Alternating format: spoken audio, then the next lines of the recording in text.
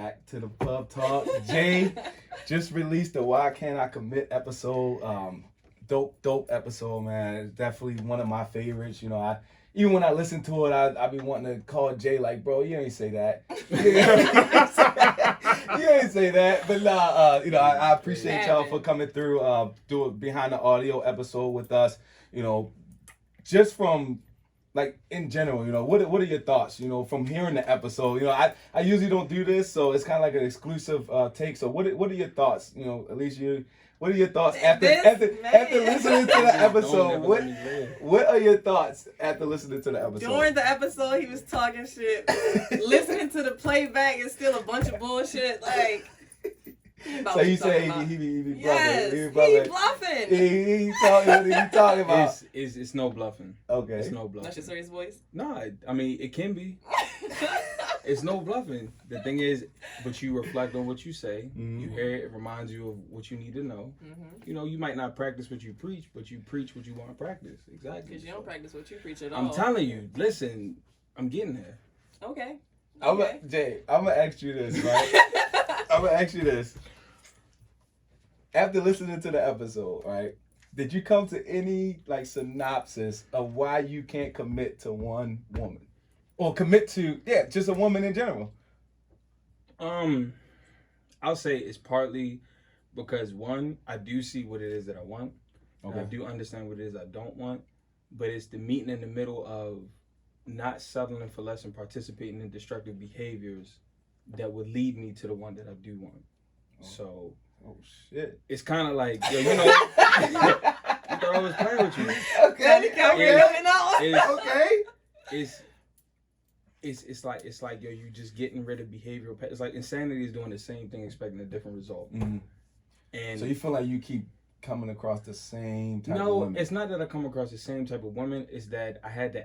I'm the common denominator. Mm-hmm. After a while, so you had to do a self-reflection. One, but two. It's not that the skill set I possess is lacking. It's that the fact that I keep entering different nutty situations and I don't execute the way I need to execute.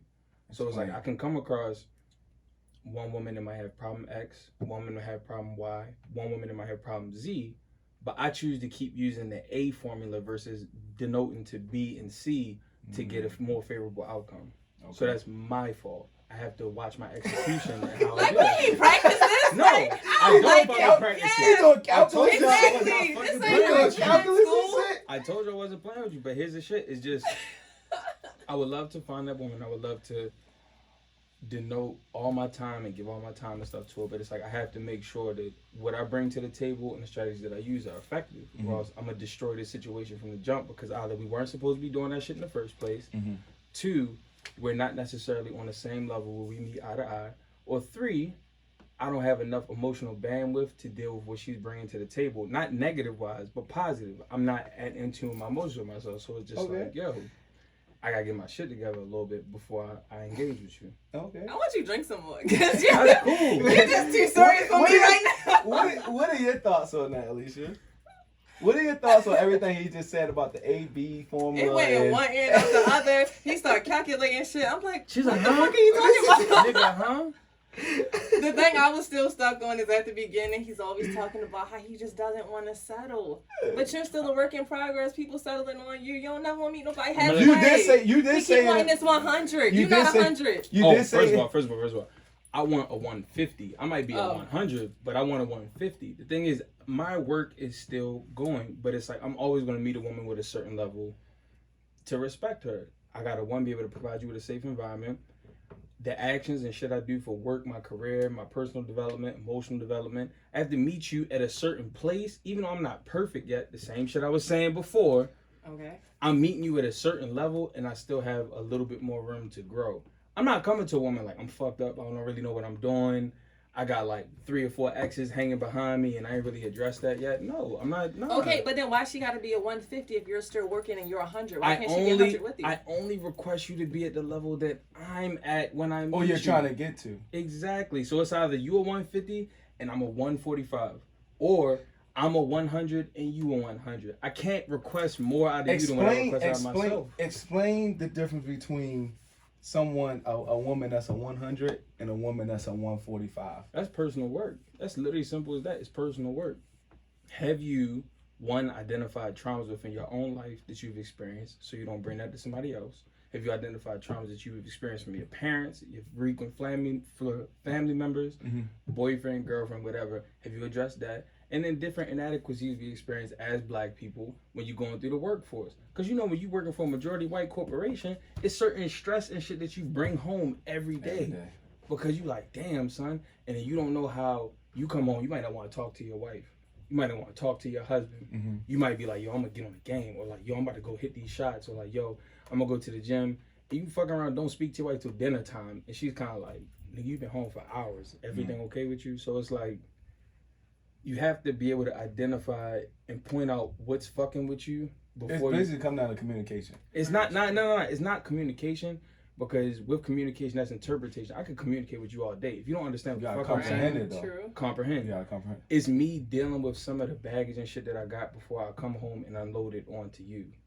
So do you feel like that's a you problem, or that's a me problem? Okay. Yes, it's a lot. The crazy thing is, I had to learn how to do that though. Exactly. But it was a work in progress, as far as like me and Jamie, like a lot of our arguments, like she would kind of like lash out at me.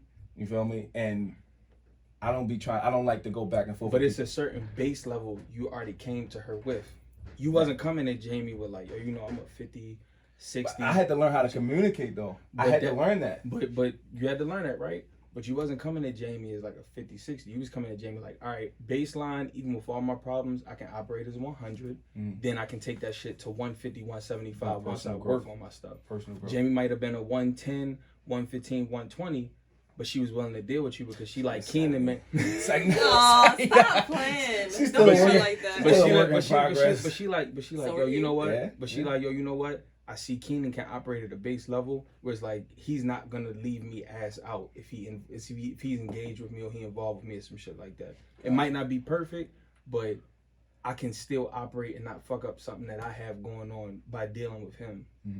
So everybody, I feel like I watch a lot of my frat brothers every day. Like I talk to them every day. I feel like all the people that can't commit or haven't really found that one true person, whatever, that they can commit to, or even the ones that do find that person they commit to, they still don't do it. But I feel like they have like these thoughts in their head, like I have to do this shit one day. Do you ever feel that way? Like you feel like, yo, I have to settle down one day, or because I know in the audio you mentioned, you was like, I don't mind being 40 and alone, 45 and alone, if I can't find somebody that I can commit to that make me happy. So are you prepared to be 70 and alone? Be 70 and alone, like Drake said, or you constantly working on yourself to be able to commit to someone to find that true happiness that you're looking for? That's the thing. I don't work on myself for nobody else but me, yo.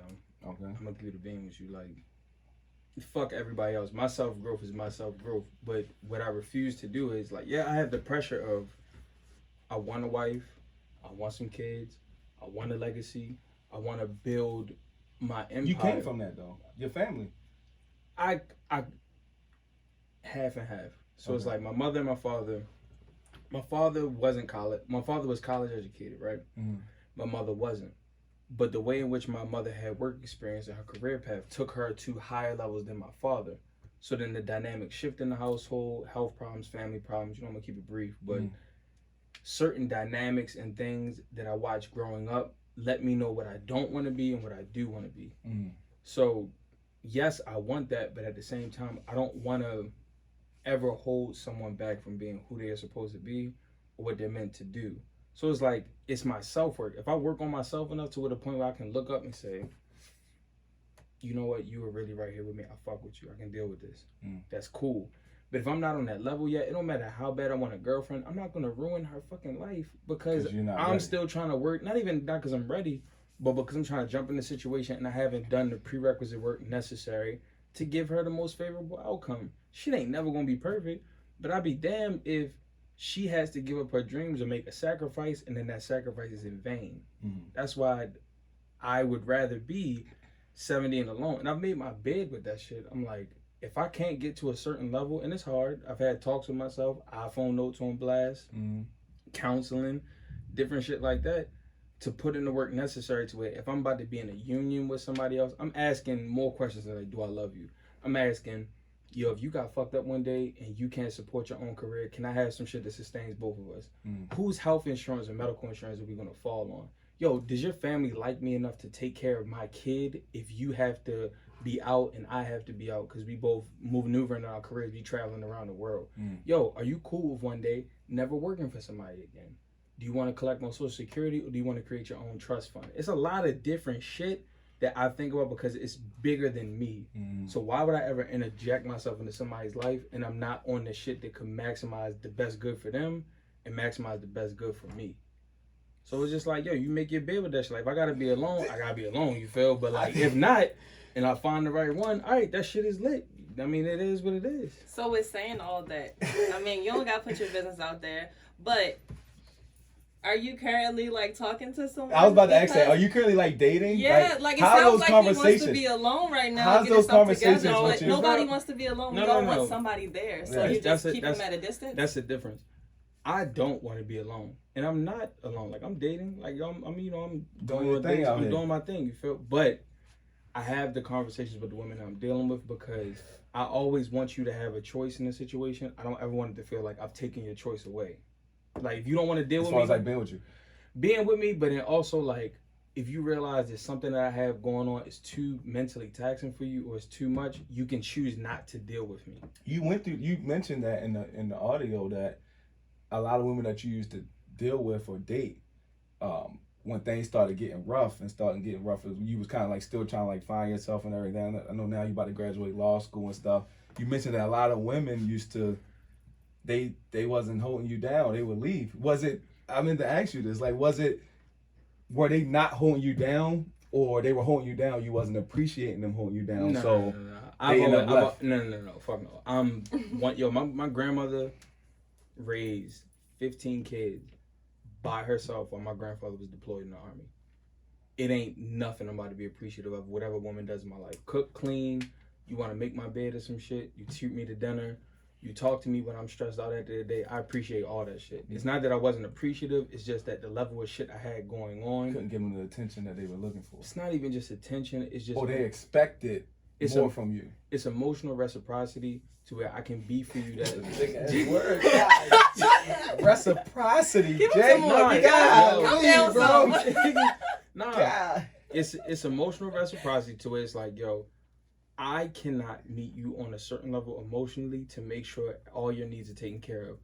I can make sure that, yo, you wake up on time, you go to work on time, you get your class on time, you maintain, you getting good, you doing all that shit. I can be supportive through all that. But if you feel like, yo, this nigga is kind of very emotionally cold towards me, or he's not communicating with me, or he's not like kind of there, like he goes into his own cave when he's stressed out and he's not willing to share that shit with me, I always make sure that if I'm going through a period of that, I provide you with an out. I'm not going to just rope you in and be like, yeah, man, you know. So you basically just lay I lay everything out. So your communication is that on point. That they know what their stuff is. You like, listen, this is what I got going on. Right. I'm probably not gonna commit to you because this is what I got going on. You can stay here or you can leave. That's basically how you carry it. But that's what I'm saying. It's not about the commitment. It's about, yo, whatever situation we're involved in, I'm giving you 100% the leeway and the power to say, I'm not gonna fuck with this because I don't like how it is. I don't cut cards. I'm very honest and I'm very like straightforward. This is what it is. This is what I want. This is what you need. This is what you want. If none of that shit is lining up and it's stressing you out to the point where you getting irritated with me or you can't deal with me or you feel like focus and your own shit is fucked up, you can make a choice to leave or you can make a choice to stay and work. I'm not gonna berate you for that. I'm gonna still look at you outside that and I'm gonna dab you up and be like, you know, we still cool because I gained knowledge and experience from dealing with you. But I'm not gonna take that away from you. Your time is just as important as my time. My time, I bleed the same as a homeless nigga outside. Just because I got mad shit going on don't mean I'm more important than the next person. Is that 100% true logically and factually? Not necessarily, but ethically and morally, yes. We are the same human-wise. You gotta take away all the accolades and all the accomplishments and shit, and we looking at each other as humans eye to eye. Got you. I can go back and forth with you all day about this, Jay. I told you I was gonna be on your ass, I can go back and forth, bro. Alicia, Yeah, come on this side. We done with him. Niggas thought they was gonna catch me slipping. Fuck that, yo, niggas is crazy. he started equate. He start pulling up Yes. equations Make that a double. and naming big words and stuff. I'm like, bro, what are you talking about? And the calculus. Golly, I don't even like calculus. I'm not even in good high at school, math, bro. All yo. with numbers, but I'm you not throwing even them out good. there today. Hey, Bro. look, where your energy go? Yo, fucking niggas. Alicia. Yes, Keenen. One thing that I took from listening to the audio was that, you know, it's a different, like I have 2 kids, right? Mm-hmm. God forbid if I was a kid. I know how when it was just me in the mirror, you know, for a little while, you know, it was not challenging. I mean, I really didn't care, but you know, some women didn't really want to be like that stepmother figure, you know. But then there was other women that wanted to meet her and wanted to kind of be in her life and stuff like that. I was like, nah, you know, chill back. So I know one thing that you said in the episode was that, you know, you're very reserved as far as like who you allow to meet your son, you know. So elaborate a little bit of the challenges that kind of come, like when you meet a guy that you like, you know, do you initially like just introduce him like, hey, you know, I have a son, you know, if you want to be in my life, we're a package deal. Like, do you just throw all that out there? Like how Jay throw everything out there? Like, look, this is take it or leave it. Do you throw all that out there, or you kind of, you know, kind of let things kind of work out and then? I more so feel like I let things kind of work out. I do tell them from the jump that I do have a child. Okay. Because I know there are going to be times where like, hey, can we do this? I can't always come out at when you want to go, you know? Mm. So you need to know that there is something that takes priority over you. He does not meet them at all. I don't play that. And even if they be like, oh, I got a kid too, they can have a play date. No, I'm not ready for that. Yeah. Gotcha. Is why do you feel like you're single? Yeah, I'm here. I'm here. Why do you feel like? Do you think it's you? Like Jay just owned up that it's really him. Jay and so many equations and big words and everything. He really just admitted, yo, it's me. I'm not ready to commit right now. He really did. He did. And all the words and stuff he used, he basically was like, yo, I'm not ready to commit. Like, yo, listen, I got too much going on. Like, I know you're probably not going to want to deal with everything I got going on. First of all, that's not what I said. Here's the thing. And before we get back to Alicia, it's not even introductory. Hit the end with the MLA. It's never. That's what I think I need to bring it home. It's never about me. That's how much I love people and I love everybody around me. It's never about me, yo. If you don't look, I'm gonna give you the situation. So let me ask you a question. If you go to the store and you know at this store you get Henny for $32, but you know at that store you get Henny for $40, and you know the majority of people are gonna buy Henny for $32 versus going to $40, but there's gonna be a rare few that go for the $40 because they like, you know what? I just like that customer service more. They crazy as hell. I'm going for the 32. Exactly. Exactly. But is that not your choice? That's your choice. So then it's me. It's me because I chose to do that. But what did the stores do? The stores said, this is the fucking situation. We not going to cut cards with you. Quick question. What you do. Question, Jay. You like numbers. Look, you still question, Jay. I've been in situations where, you know how many situations I've been in, right? A million. I've been in situations where I'm like, look, she want to be with me. She need to do X, Y, Z. She need to be this. At what point do you say, I need to do X, Y, Z because I want to be with her?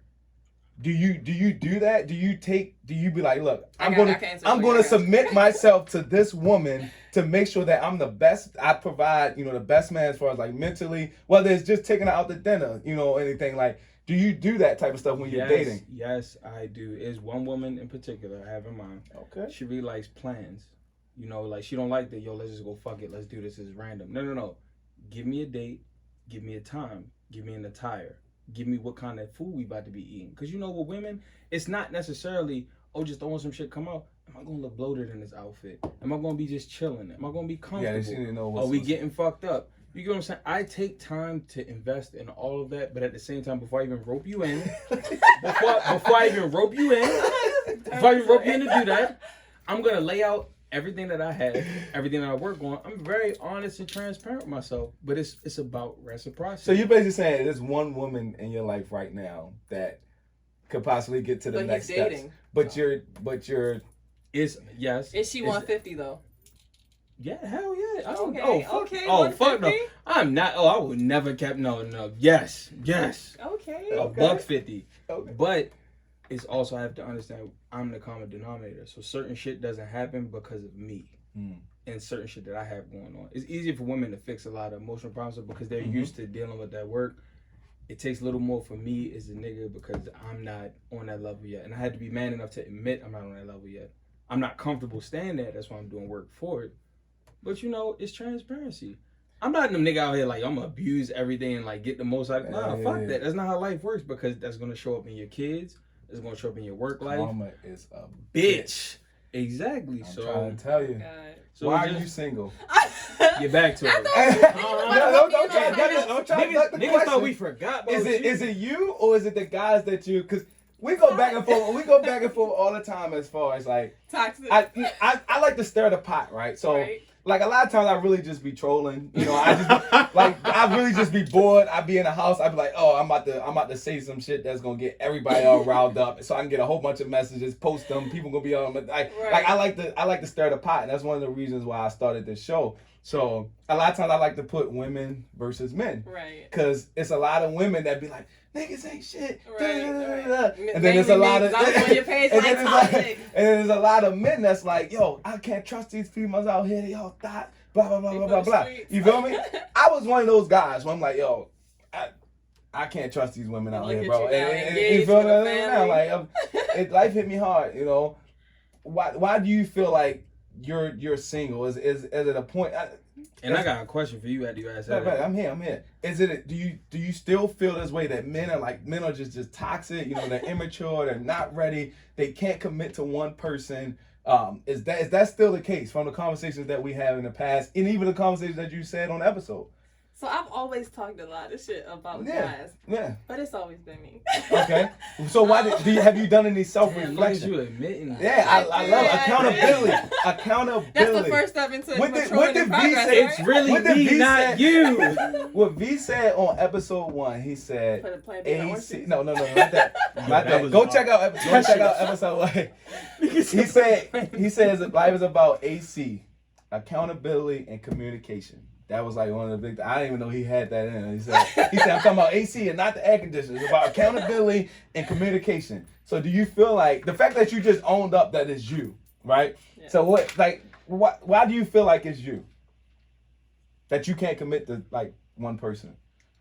Why do you do it? Let's go. I feel like the reason that I can't commit to one person right now is mostly fear.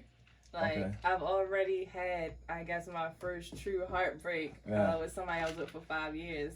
And it's not that I think all guys are the same or the next person's going to be toxic, but I just don't want to be vulnerable. So, unfortunately, I'm kind of floating around dating. So let me ask you a real question. I know women have needs, emotionally, sexually, all that shit like that. Why the fuck are you wasting niggas' times if you're not going to do the internal work that's necessary for you to get the most? Wait. Sometimes you go into things not having expectations. Okay, like, so why do you wait. I'm let me meet so-and-so. Me and him get to hanging out. I don't plan on it going anywhere. But then he might be that person that brings something that changes me or make me look at him different. You really don't know, and I won't know until I start dating. Until you become vulnerable. I actually wrote that Alicia feels like she can't be vulnerable. You're walking around saying, you know what? I was really, really hurt by this one nigga and his actions. You know what? People grow, people change, different circumstances, stuff like that. Why are you? And essentially, it's because I know where you're going with this. Not wasting time. No. It is. You're wasting his time. How? You know he's not. You know it's not going to go after night 5. You know it's not going to go after night 6. But that's not a set thing. I can't say like after night 5 I'm gonna cut him off. I might like hanging out with him and grow to like him. No. You playing with that man's feelings. No. Fuck his feelings. I'm gonna tell you this exactly right here. You ever eat McDonald's, yo, and your first time, real shit, you ever eat McDonald's, yo, and the first time you're like, damn, this hurt my stomach, I don't fuck with it. But then you keep eating it more and more, and you get used to it? No. Whatever. If it fucked me up, why would I keep going back to it? Let's not use McDonald's. Candy. Candy's not good for you. You eat candy more and more, you're gonna gain some weight. Your stomach might hurt after eating too much, but you're gonna be like, damn, I got like a sweet tooth craving. You're gonna keep doing shit that you know is negative for your body because what? You ain't never addressed the internal problem, which was initially, I don't really like candy and my body don't really agree with it. So you're gonna be lonely and you'll be like, damn, I could use some fucking company. You're gonna find this nigga. And you're gonna be like, yeah, I know he's some shit. I know this is a Kit Kat bar, but you know what? Fuck it. I'm gonna break a piece off. I'm gonna deal with this nigga, and then when I don't want to deal with him anymore, I'm gonna just chalk it up to niggas ain't shit. But pause. What's actually crazy is during this whole ordeal of me dating and seeing what I like and don't like, because you've already mastered that. I'm still. You feel? I'm in. You know, 12th grade reading. I've been meeting a lot of salads, not Kit Kats. I've been meeting some. And a lot of them fucking salads is bland, and them niggas need some Caesar dressing because that's where I come in. My personality is a little tough. The crazy thing. Work on themselves. Yes, they do. They're really good guys. And I'm gonna be good or great. I'm gonna be completely honest, it's right? Everybody's not gonna always start. Listen, hear me out. I'm gonna be completely. I'm gonna be completely honest, right? I had this conversation. I forgot who I had this conversation with, right?